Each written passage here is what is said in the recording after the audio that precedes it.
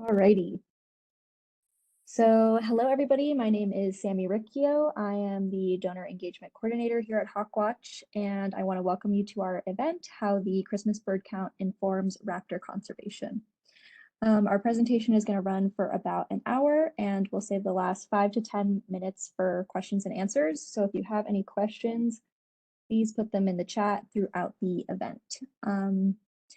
We can offer today's programming for free thanks to funding from ZAP for those of you who are local to Salt Lake, and with additional support from donors like you. So with that, I'm going to pass it over to our Conservation Science Director, Dr. Steve Slater. Thanks and welcome everybody. So we're going to have a panel discussion today around some questions related to the Christmas bird count, and I'll also give just a bit of background briefly with some slides to orient us to the Christmas bird count if you're not really familiar with it. But before I do so, I just want to introduce the other panelists here, starting with Neil Paprocki.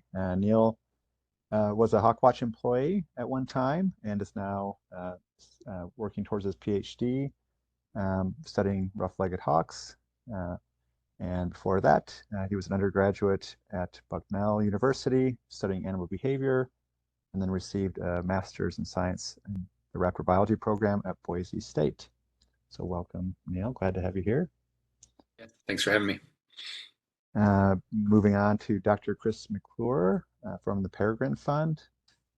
Chris is joining us from Idaho, where he again works at the Peregrine Fund as the Director of Global Conservation Science, overseeing much of the research and monitoring that goes on there. He's also an associate editor for the Journal of Raptor Research, an affiliate faculty member of Boise State University, and an honorary researcher at the University of, I was going to ask you how to pronounce this, but I think it's Witwatersrand, perhaps?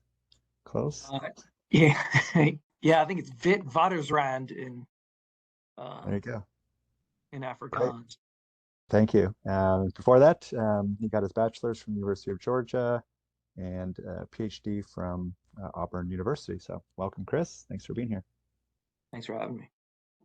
And then last but not least, our own Dr. Dave Oleyar from Hawkwatch International, also joining us from Idaho. Dave is the Director of Long-Term Monitoring and Community Science, overseeing a bunch of our different programs here, including kestrels and our migration network and forest owls. And Dave, prior to coming to Hawkwatch, earned his bachelor's at Baylor University, looking at owls and red-tailed hawks, and then moved on to get his master's degree looking at flying-winged owls here in Utah, related to the Olympics at the time, encroaching on some of the habitat there. And then PhD from the University of Washington, looking at songbirds and landscape change. So welcome, Dave. Thanks to all of you being here. So first, I'm just going to jump in and share my screen really quickly.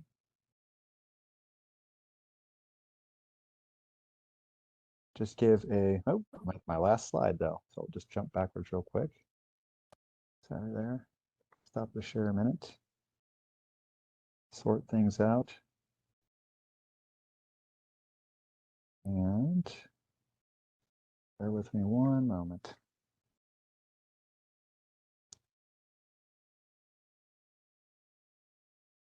All right. All right.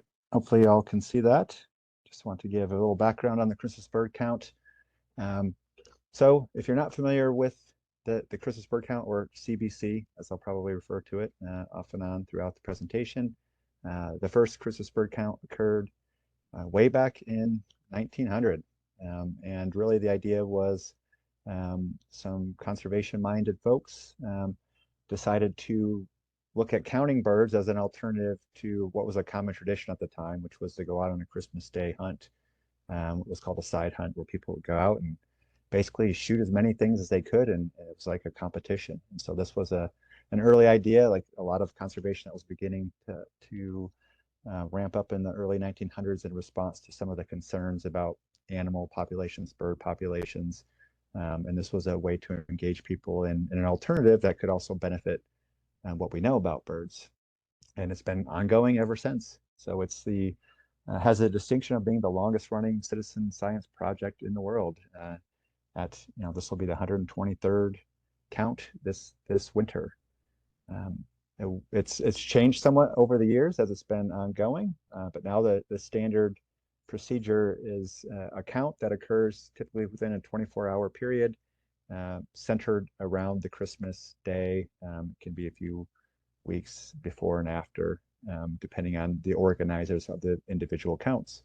And the counts occur within these 15-mile diameter circles that are spread out throughout the Christmas bird count coverage, which I'll show you in just a moment. And then just again, over the many decades, the 100-year plus history, obviously the effort has continued to increase. And now with the rise of, birding apps and other things, the participation by birders is just increasing every year. And so just looking at the last decade or so to get a sense of kind of the effort, on average, a typical year, over 2,400 circles are now being counted during the Christmas bird count, with over 60-some thousand field participants in recent years. And all those people out there are logging over 120,000 count hours and over 500,000 miles on foot in vehicles counting birds. So what does that all look like if I can get this to advance? And this is just a map showing from the Audubon's webpage where they host the Christmas bird count data. The circles that are in operation at this point. And so you can just see the distribution now. It's grown outside of the US, obviously, into North America, Central and South America, into some islands as well. And just looking at the most recent year, we have the completed data in 2020. This effort throughout the entire Christmas bird count coverage counted a total of 2,355 species and 44 million birds. So just an extraordinary amount of data being gathered by these volunteers and citizens and birders participating in this effort. This is just a zoom in to the United States to give a better sense of the distribution. So if you're joining us from somewhere in the US, if you live in a somewhat populated area, there's very likely a circle near you. So I encourage you to participate. If you're not currently participating, it's a great way to get out and meet your fellow birders, as well as contribute to this long-term valuable data set. And just to orient you a little bit, if you haven't participated before, what a typical day looks like, I should just say, it could be quite different depending on where you're doing your Christmas bird count and who you're partnering with, because that's one of the beauties of the Christmas bird count. There's flexibility on how it's carried out by the participants. So a typical day could be somewhat variable. So just speaking from my own experience, where I've participated in the Salt Lake Circle, we typically will meet early in the morning, right after sunup, and divide up. We'll have 6 to 8 people participating for our portion of the circle, and we'll have our maps, and we will then divide up. And the way I like to do things, we tackle the neighborhoods first, get out kind of the important data, but the less glamorous part, driving the neighborhoods, looking at feeders and yards and counting up as much as we can in teams of 2, and then reconvening, and then we'll go out and explore some of the more exciting areas where there's wetlands or green space, tailing all the birds that we see. And this will usually take us till late into the afternoon, as it's approaching dusk sometimes as well. And this is just a video from last season, and just wanted to show, like, sometimes this is what you encounter, and this is can always be interesting too to deal with when you have a field with thousands of blackbirds moving around, and how to count these. So it's never a dull moment, lots of excitement out there, and like all wildlife monitoring, there's tricks and techniques to help count in these large groups. And just wanted to reiterate before we move on to our kind of panel discussion and questions that anyone can participate. And if you want to learn more, you can go to the Audubon.org website to learn about the history, about participation. You can view trends and data on species and find a circle near you. that'll stop sharing my screen. We have a question asking what the different Sure. colors on the maps indicate of the different colors of the circles. Sure. So that's just so that map is really to help you locate a circle to participate in. I forget exactly what the colors were, but green are basically open and you can join that circle at this point in the year. Red are circles that are either already filled up with participants or not open to just general participants. And then I think yellow is like you have to contact them and find out. So that's kind of what it means. So yeah, I'm just going to move into some questions for our distinguished panelists that are joining us here today. And just starting, since I shared a little bit about typical experience here that I've participated in Salt Lake, maybe each of you could just share an experience or memory that stands out to you from your own Christmas bird count history. And I'll start with you, Chris. I don't know if I have a specific experience, but I used to do the Christmas bird count in Eufaula National Wildlife Refuge in Alabama when I was in graduate school, and that was fun. My colleagues, my other students in our lab would pile into a car and drive down to Eufaula and go look for birds. It was a fun tradition, and I really miss those days. Great, thanks. How about you, Dave? Yeah, I think I've had some nice days counting on Christmas bird counts with you, Steve. So that's always been fun. But thinking about this question, in 2012, I did the Christmas bird count here in Moscow, just moving here, and nothing like about the birds particularly stands out. But I spent the day counting with Dr. Mary Williams, who at the time I had just met, but now we're married with kids. So thinking about that question, that brought up that memory, which was kind of neat to think about. There you go. And you, Neil? Well, I can't top Dave's story. But I think my first Christmas bird counts were, Steve, the Salt Lake count that you compile, and it's a different birding experience than you typically go out to maybe places like where you were doing your Christmas bird count. You're going out to a national wildlife refuge and places that are well known to have birds, but in a lot of Christmas bird counts, the circles are in populated areas, and we started the day in the Salt Lake count just kind of driving through really densely residential neighborhoods and looking for every single bird we can find. And so it just struck me as a very different birding experience, driving every single road, trying to cover every single patch within our area. Just not the kind of birding that I was used to, but it was interesting nonetheless. You get to, you're birding in places that maybe you don't get to bird usually. So that was interesting. Great, thanks.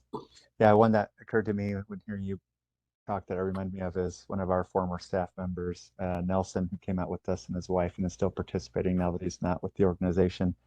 He had an interesting one where one of the things that happens with birding in those neighborhoods is that you have binoculars and you're driving slowly, and so that can attract some attention. So we do have placards we can put in our windows telling people that we're conducting an official count. But he had the police called on him once, which was an interesting experience for him. But it all worked out well in the end. Yeah, I did too, actually. Well, no one called the police, but we were walking around the edge of like one of those oil refineries because there were some trees we weren't trespassing or anything, but they just had security kind of roaming around the edges, and they were wondering, what we were doing so close to the refinery. So they gave us a little bit of a hard time, but eventually let us go. Right. So we'll have to do a better job getting the word out to the public when the Christmas bird count is coming up so people are aware. So kind of related to that question, the next question is about if someone joining tonight has never participated in the CBC, other than meeting your future spouse, what do you maybe suggest are some of the draws of participating? Yeah, and feel free to jump in any order.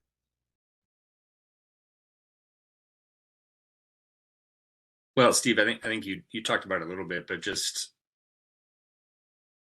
this is the longest running community science project in the world, and just kind of knowing that you're contributing to that huge effort is really rewarding. People have been doing it for over 100 years, and you're kind of keeping the tradition going. It's just kind of a good feeling, I think.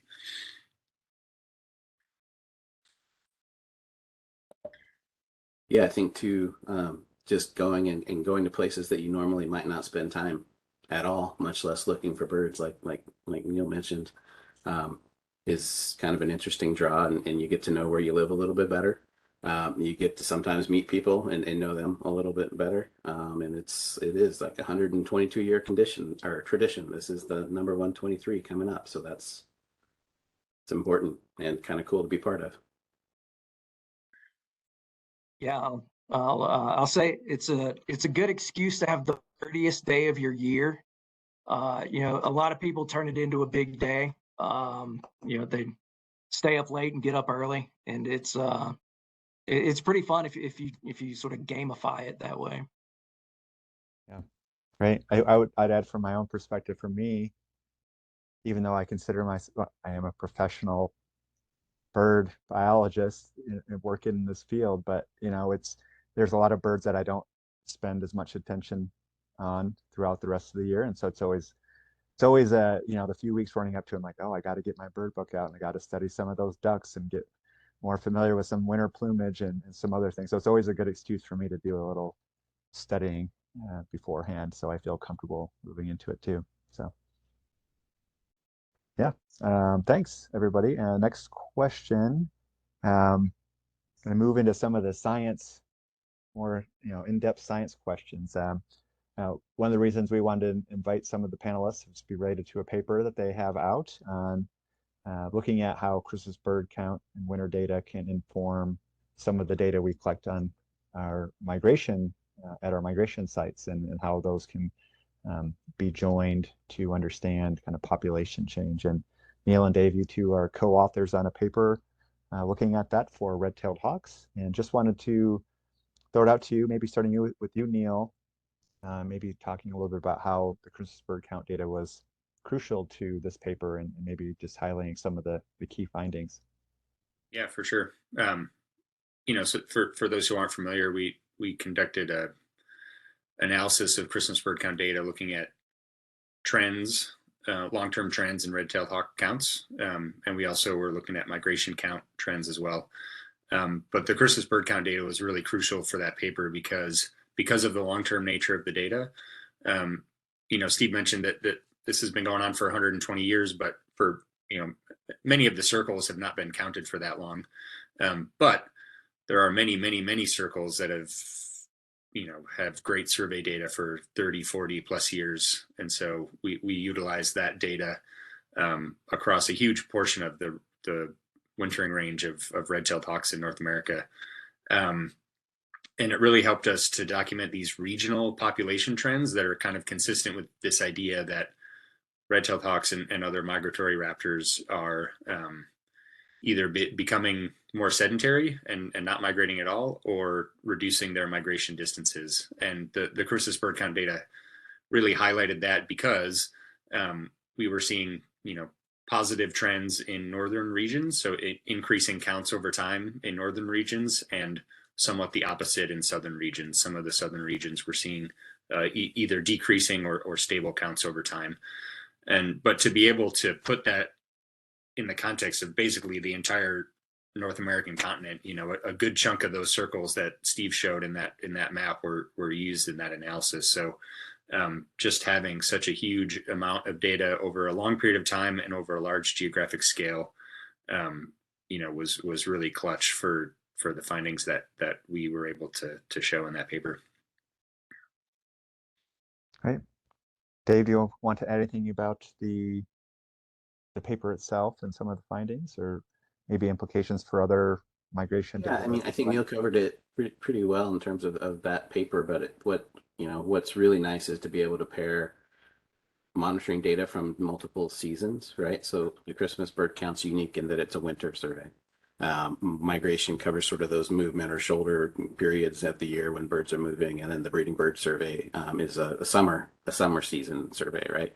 And so to be able to take data from any of those together and have these other data sources like the Christmas bird count can add clarity to what's going on, or at least to the explanation of what might be going on with different species like red-tailed hawks. We have a paper coming out on American kestrels taking the same approach, looking at that, and it really highlights, big time declines in winter for kestrels in the east, big time declines on migration for kestrels in the east, which together that's lots of evidence for real population declines. For kestrels and for some other species, if you look in the west, you see migration declines, but you see increasing Christmas bird count numbers, like Neil was talking about with red-tailed hawks. And that's good evidence for those kinds of species that they're becoming less migratory or not migrating at all, like Cooper's hawks and red-tailed hawks and some of those other species. And so we're working on another paper looking at a bunch of raptors taking that same approach too. And so it really adds clarity whether you're interested in migration or winter or just what's going on with the species, at a continental scale or by regional scales. Having these data sets are super powerful. Yeah, I mean, they're really like the best tools, some of the best tools we have for figuring out the population status of many of these species. There's other data sets too, like the breeding bird survey, and now eBird, of course, is coming on strong. But the Christmas bird count will always, I think, be in there because of the long-term nature of that survey and just the nature of how the survey is conducted in and of itself. It lends itself well to most diurnal raptors, I think. So yeah, I think the Christmas bird count will still be like very, very relevant in years to come, even with the kind of increasing use of eBird and other types of community science projects. Right. Chris, perhaps building on some of what just Neil was talking about, some of these other, citizen science platforms like eBird. Perhaps you could talk a little bit about other ways that citizen science data in general is really pushing ahead what we know about raptors and some of the research questions we're able to answer and some of the conservation angles that we can explore. I was muted. So it's a great question. The North America, or the world, is a place, and there's a lot of birds out there that are hard to monitor. And us professionals can't afford to pay a bunch of people to go out and monitor all these raptors. So we really do rely on volunteers, basically on citizen science, and folks going out there doing the Christmas bird count, doing hawk watches, e-birding. These are all ways that we can monitor birds without breaking the bank, basically. And it's really, we rely on the community scientists out there doing this. So there's lots of ways to do it. Even your local Audubon group probably has ways to do it. If you're out there not in Salt Lake, or you're just out there on the internet, look up your Audubon group, and there's probably a way to get involved with the Christmas bird count there. And these are ways that we are finding out population trends. So how are birds doing over time? What's their population trend? How many birds there are out there? And where they are. Are there populations moving north or south due to climate change? These are all things that that are being tackled because of citizen science, and so the ornithological world right now is running pretty heavily on citizen science. Yeah, great, thanks. Yeah, one thing I've been exposed to a lot more lately from not only our own work at Hawkwatch, but also some partner organizations' work they're doing is, using trail cameras to look at kind of wildlife interactions with urban wild interfaces, and we use them to look at how raptors will use carcasses in the winter, eagles specifically, but and then of course there's all kinds of other technological advances that are leading to so much data coming in that scientists can't even deal with everything that's coming in without citizen scientists to help review photos and to help do things. And there's a, this whole world of the Zooniverse where people can go on and, look at photos of the ocean floor and look for whale carcasses and other things. That there are just all kinds of interesting things out there for the general public to participate and help advance the science. I know Dave or Neil, do either one of you have anything to add to that? I don't think so. I mean, I maybe just had a maybe a follow-up thing for Chris to expand on. I mean, like Dave and I have been talking about, combining like these seasonal community science projects to get a better understanding of the population status of raptors. But Chris, I know you guys are working more on like really combining a lot of these different types of data streams, right, into like a bigger picture for, I don't know, I don't know if you can just maybe talk a little bit about how, not getting into too much detail, but just kind of what you guys are doing on there and how you're doing it. Yeah, thanks for asking that. So, Dave mentioned that it's great to use the Christmas bird count and migration counts to look across seasons, but you can also use these citizen science databases to look within seasons. So each sort of monitoring program has its own little foibles or problems or issues and strengths also. And so if you can get multiple lines of evidence saying the same thing, it's a much more powerful demonstration of what's going on. So one thing that we're working on is we've combined road counts. So citizen scientists across the Pacific Northwest every winter drive certain routes in their cars, and they record all of the raptors that they see as they're driving. And so they've been doing this since like 2001 or something. And so we've got two different monitoring programs. We've got the Christmas bird count, and then we've got this winter raptor road survey. And they're both monitoring the exact same population of raptors, but using completely different methods. And so we've come up with a way to mathematically combine these two indices into one single index. And so what we can show is, both the Christmas bird count and the winter raptor survey for road counts show that bald eagles, for instance, are skyrocketing in the Pacific Northwest. And we can't blame this on, well, that's vegetation changing along the roads or anything going on specific to road counts or the Christmas bird count, because both of these completely different lines of evidence show the same thing. And so what we're trying to do is combine. So we started with the Pacific Northwest just because we had convenient data, but we're trying to do something like this around the globe using all the data that we can. It's a pretty ambitious idea, and it's driving our analysts crazy trying to make it happen. But I think they can handle it.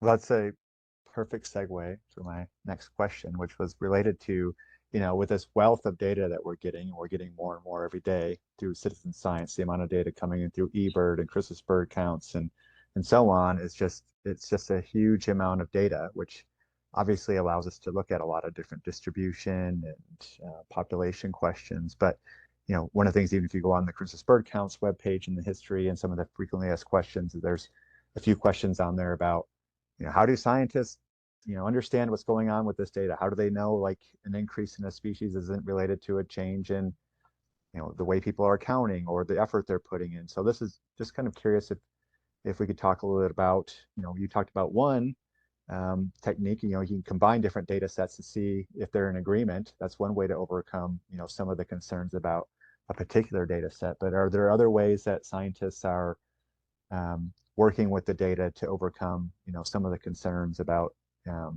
the quality, the biases in where data is collected and other things that's inherent in all data, but also a criticism sometimes of citizen science data. Dave, you haven't spoken for a while, so I'm going to pick on you and throw this one to you to start. Oh, thank you. Yeah, I think just like everyone else that uses information from a broad array of stuff, it's being aware of the limitations and not overstating what the data can tell you. I think that's a big part of it. we get that question all the time, not only with Christmas bird count data, but migration data, right? There's different counters, different people every year. With a lot of the methods that we take to look at those data, we standardize and we try to account for all of that variation of observers, whether it's because they're competitive or they're new or they've been doing it for a long time. And so there's ways to kind of suss that out and reduce that noise a little bit, but it's always there. And I think, my take and philosophy is the benefit and the power of having so much data from so much geography, so much space, as long as you know what it's telling you and what its potential pitfalls are. It's not a big deal. And then I think, just like we were just talking about, taking a multiple lines of evidence approach and having other sources kind of back up what you're seeing, that lends power to what you're able to do. Yeah, I'll add a little bit. Steve, you were talking about kind of the effort that gets put into these things. So, the Christmas bird count is much bigger now than it used to be. There's a lot more circles. There's more people participating per circle probably than there ever was. And so, you have to account for that, right? It's like, it's a known issue with the Christmas bird count. And so, for example, that red-tailed hawk paper we were talking about earlier, we basically standardized the count of birds by the observer effort. And so, with the idea that, of course, the more observers and the more effort you put in, the more birds you're going to see, essentially up to a point, because there's only so many birds out there to see, right? And so we were able to factor that into our analysis. So just like Dave was talking about, if you know what some of these limitations are, you can incorporate that into any analysis that's looking at trends over time, and it can just help make those trends a little more precise when you're able to account for some of those biases. One thing with the Christmas bird count data that I think it would be a really interesting thing to look at in an analysis is just how land cover is changing within Christmas bird count circles over time. And Steve, you were talking about that a little bit earlier, but that has the potential, say any given circle, it's been surveyed for 30 years and it's much more developed now than it used to be. That has obvious implications for species that either use more developed habitats or don't, and maybe moving into or out of Christmas bird count circles, potentially affecting numbers. And I think that's another, maybe missing piece that's not accounted for in some of these Christmas bird count analyses. Yeah. Chris, anything to add? Yeah, I was just thinking back to like the stuff that Dave and Neil showed in their red-tailed hawk paper, and Neil's master's work, and that you can't always take a trend in counts at face value, because Neil counts were increasing more than decreasing in the South, and it's not necessarily that the population was crashing in certain places, is that the birds weren't migrating as far anymore. And so, just because you have a trend in your count doesn't necessarily equate to a trend in the population every time. So that's why it's good to have multiple lines of evidence. It's why it's good to be skeptical of any result. And it's why it's so important for these citizen scientists to be out there doing multiple projects and helping us collect all these data. Right. Yeah, and one of the things I know the CBC, for their own trend analysis, they have, they won't, they don't right now give circle specific trend data, because the data relies on multiple circles that are adjacent, rather than, to get around perhaps some of the changes within one individual circle. So a trend would have to be geography, including multiple circles. And then, just like with migration counts, we don't necessarily, start to run around yelling, top of our lungs that there's something wrong after 1 year account being somewhat different. So it's, it's adding data both spatially and temporally before we start to make some conclusions, and understanding, again, the limitations, as you all talked about, but the limitations and ways to limit the biases and control for those within the data. Great. Let's see. I think maybe I'm going to change my question order just a minute because there's one that's kind of related to that. Maybe we talked about it, but we'll see if there's anything else that comes up here. If not, that's fine. But I just mentioned the biases, and I'll admit this is one of the things that got me like stayed out of eBird for years and years and years. And I was like, oh, people are just like they're being encouraged to gamify this, and they're going after, and they're just going to hot spots, and we're encouraging biases to go bird and places we're likely to see a lot of things, and we're competing with our neighbor birders. And I guess my question's a little bit about you know do some of those things, are those benefits to those of us who are interested in some of these data sets, because the competitiveness drives people to participate at a higher level and find some species that otherwise we wouldn't find because they're seeking them out. Are there potential pitfalls related to that that you're aware of? Just maybe talking a little bit about that would be of interest.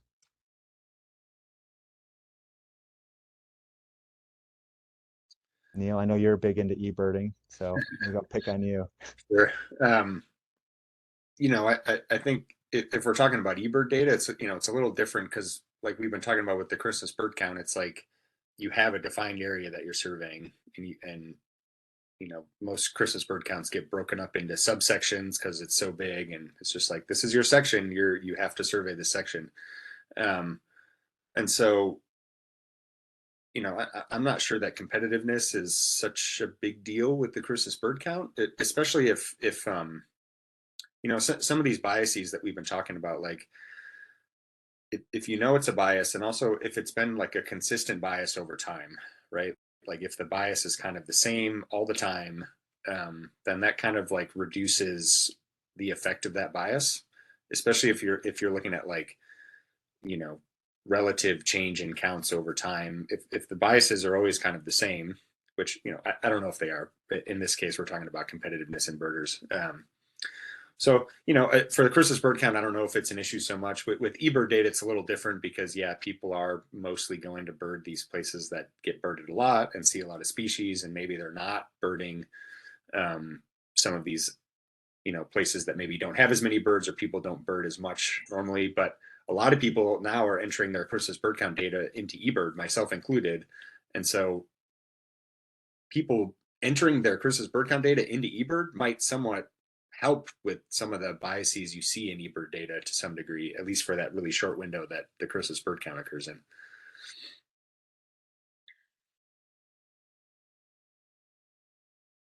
Yeah, I think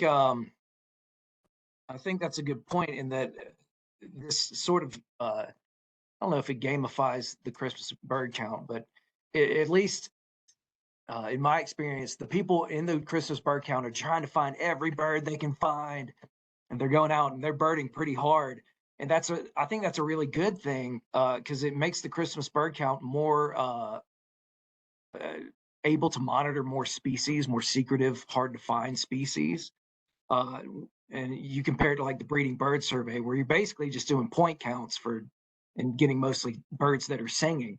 Whereas in the Christmas bird count, you're getting in there and finding stuff. Now that could be bad for the birds. Like I know when I was doing that Eufaula account in Alabama, there was a silo, and every team would go out and find the barn owl in that silo. So while I said Christmas bird count is probably the birdiest day of your year, it was probably the worst day of that owl's year because it was getting flushed out every time a team came out there. So I guess that's all to say. Be very respectful when you're out there kicking around and looking for birds. Yeah, I think too that the whole idea that it's a 15-mile, it's a big circle, right? So the number of uber competitive people that are running it, probably not everyone, right? So that kind of gets washed out in surveying a really large area and having a people of all skill levels involved. A lot of times, probably not always, but I think that washes it out within a given year and makes it less of a concern for the overall data for a certain circle to me. And then over time, different people running the same circle that over time can probably wash some of that noise out too, or make it consistent, at least like Neil was saying, because it's the same person that's like in charge of the section, like you, Steve, that knows where to go to find that barn owl or that bald eagle or whatever. So I think in some regards that it gets washed out, and I think it's that concern is a good reason for professionals, like those of us here or anywhere else, is to take part in some of those community science efforts so that you're out there with the volunteers that are doing this. And they can see the approach that you take, you can see the approach that they take, and really kind of, be a proponent for integrity and ethics while still having fun and being competitive. Yeah, I think one of the main reasons why this competitiveness could be an issue is if people are just like cheating, like counting, like Chris, if there's multiple teams going and counting that same barn owl, and you end up with like 16 barn owls on the CBC list, but there's really only one, like that's an issue, right? But I don't feel like that typically happens. I think people tend to stick to their own sections. If they do go into someone else's section, they don't typically maybe they're just adding it to their count list for the day, but it shouldn't end up on the actual like species list or count list for the actual bird count itself. So I think like if the competitiveness leads to like cheating or people surveying for birds like outside of the 15-mile diameter, then maybe that could be an issue. But again, if it's kind of consistent over time, then I think it washes out to some extent. Yeah, and I think the general public understanding, what the purpose of the Christmas bird count is and what the goals of it are, and educating, each round with new volunteers and new people involved helps hopefully, eliminate those types of concerns. People realize this isn't about you getting your necessarily best numbers in a day, which you might very well could, but it's about contributing to this long-term data set that's as accurate as possible, which helps the birds. And so I personally don't have the same concerns about it anymore, after I've been e-birding myself for a few years. But and I do think it is one thing that it's an important aspect of a volunteer effort. There's got to be a fun aspect. There's got to be a reward aspect to keep people engaged. And so they do like to say, oh, last year I saw 55 species. Can I see 57 this year? And again, with the Christmas bird count, the effort is to see every bird that's in your section. So it's okay to have that kind of encouragement level, again, as long as they're not going outside of their lane, so to speak, to do so. Yeah. Great. And I think we've got about 6 more minutes, so we leave time for questions from others. But the last questions I have are kind of, well, this one's kind of more of a, kind of execution. If you've been involved in the Christmas bird count, we've talked a lot about all these diurnal birds and kind of the typical way it goes. Dave, you're an owl person. Do we see owls on the Christmas bird other than the barn owl it's sleeping in the silo? Are we able to say much about the owls? Is there a component to help detect owls on the Christmas bird count? I want to know where the silo is so I can go see that bird.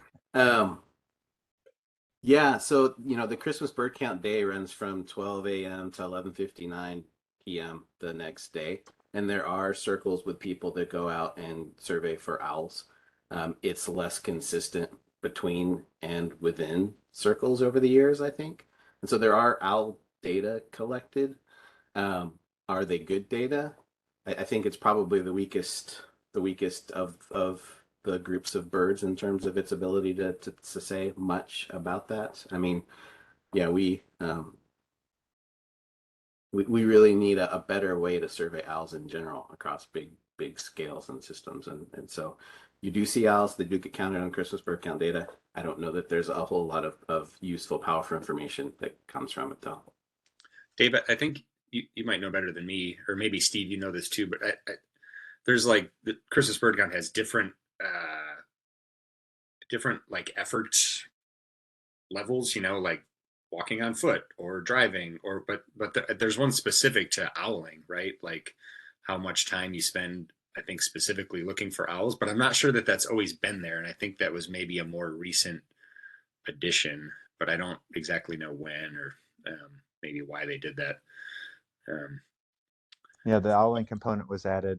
I'm not sure exactly the year, but I don't I may just not have been aware of it, but I wasn't aware of it the entire 16 years I've been doing it here in Salt Lake. But I know, and then there's also a period of time, I always have to look every year, where you can report birds anywhere in the circle if they were not observed on the count. There's a period of time to pick up, some unusual birds from the birders at large within the circle as well.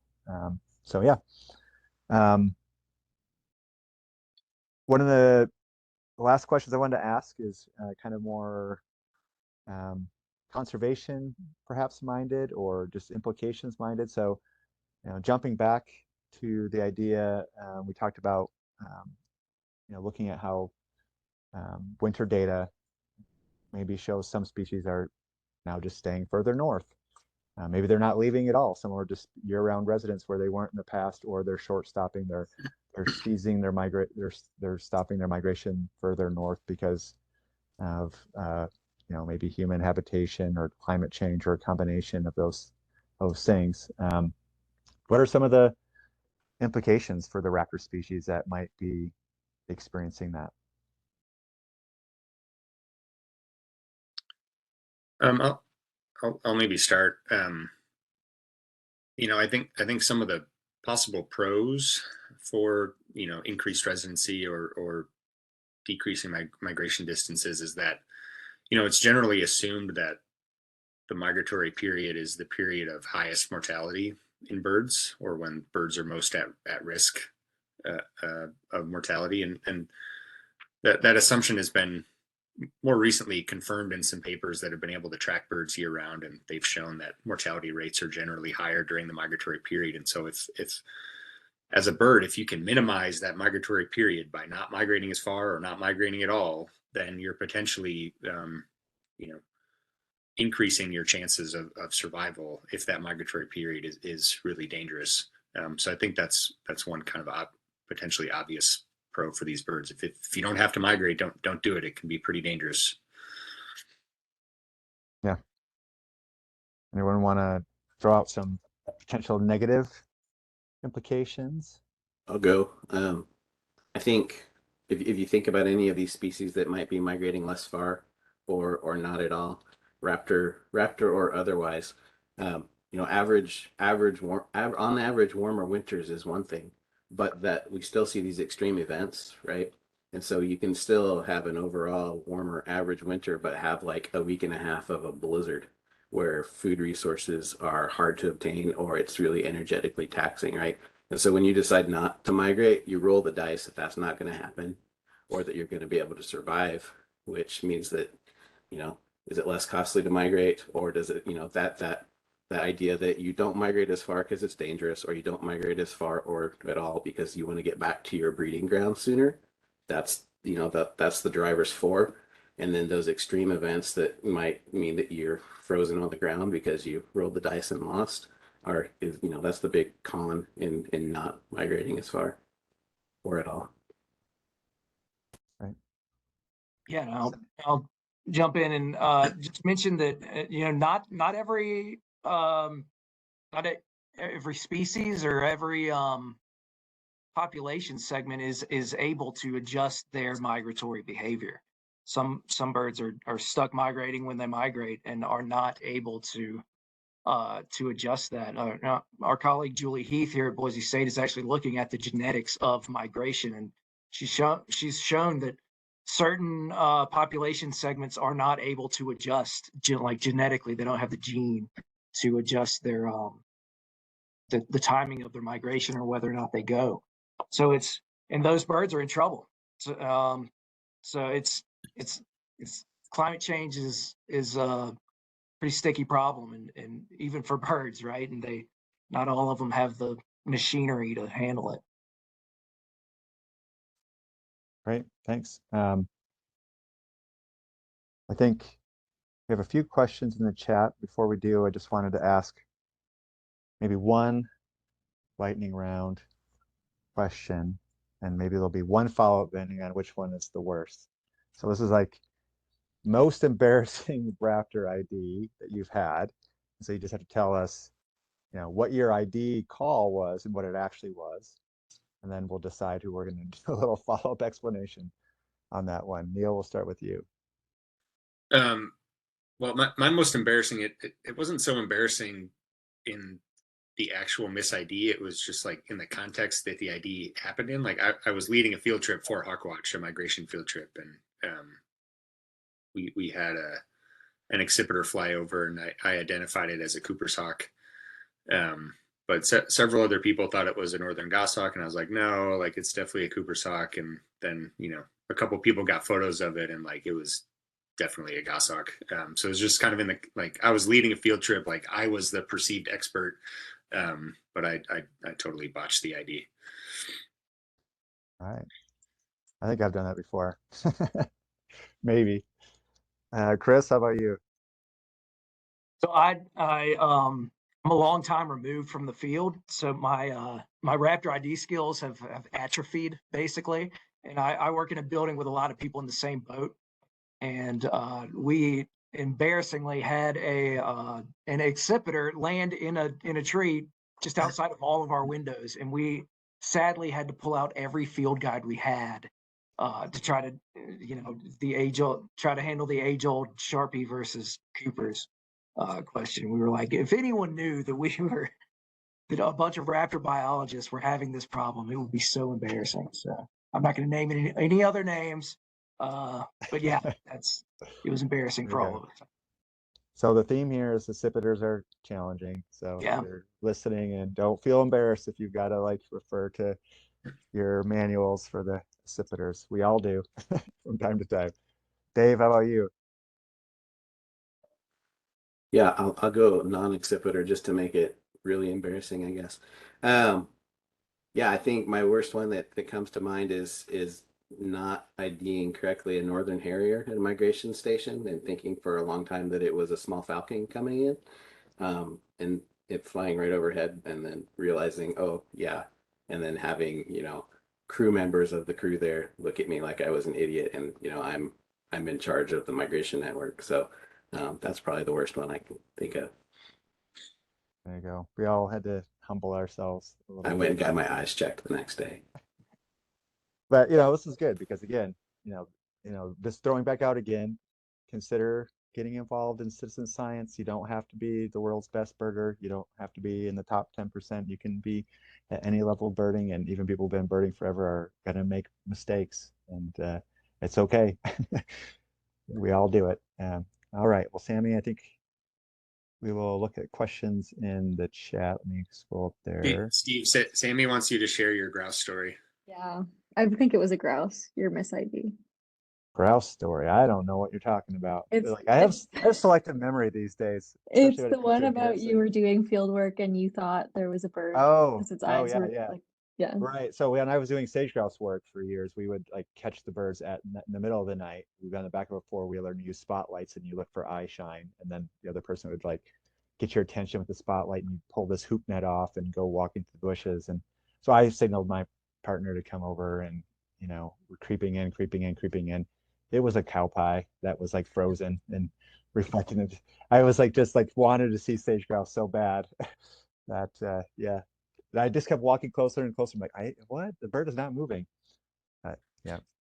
Yeah, I mean, I didn't even talk about all the times I've like seen a rock shaped like a raptor and identified it as a particular species, and it was just a rock. It wasn't even a bird at all. Right. There you go. All right. Let's see. Any questions? Let's see. We have one about. I see a comment from Courtney about the double plus counting is a great point. Neil, I assumed eBird had an algorithm for that, considering the GPS coordinates in separate submissions, but is that not so? Does eBird do an additive analysis from separate submissions? Well, eBird does deal with that type of data a number of ways. Like, for example, if you're in a team, you identify fellow eBirders. But yeah, I don't know if others have comments on that. I think eBird they generally have, I don't exactly know how they do it, but I think they generally have a way to account for the large discrepancies in how often people bird certain areas.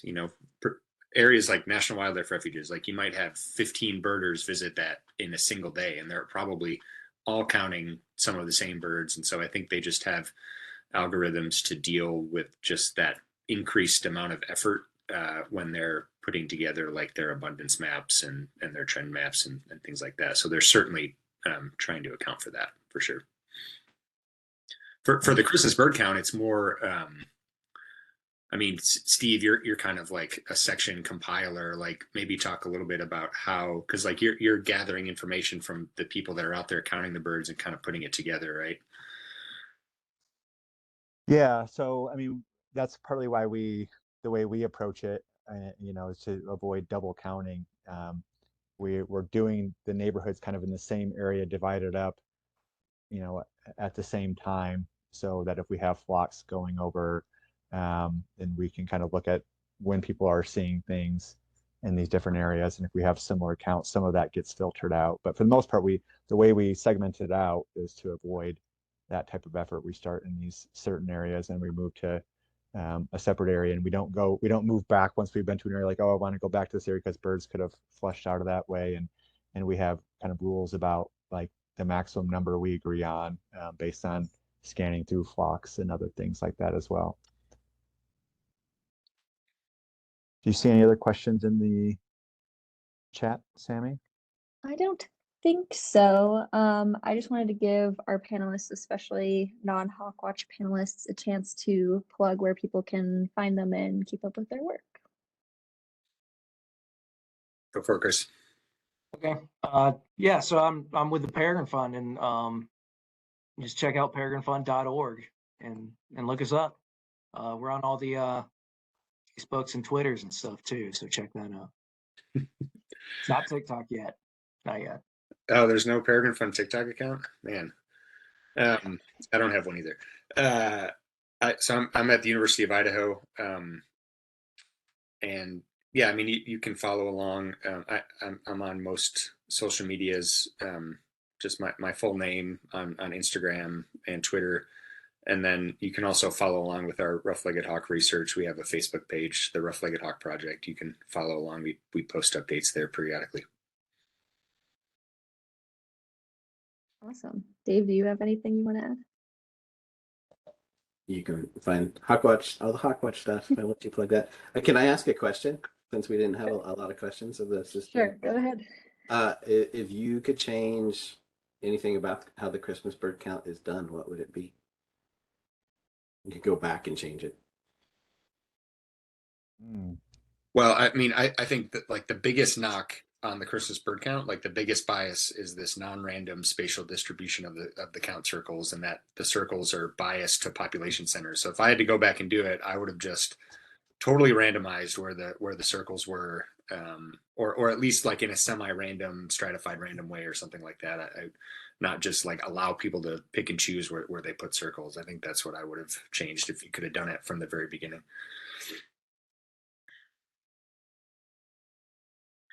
He picked the best answer.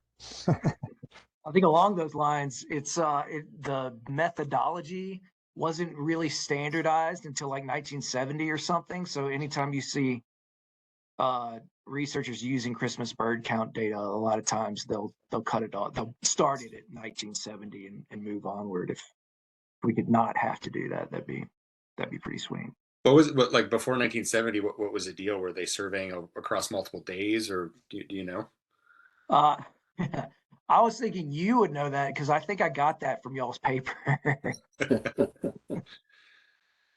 Yeah, I don't have a good answer. Yeah, I don't either.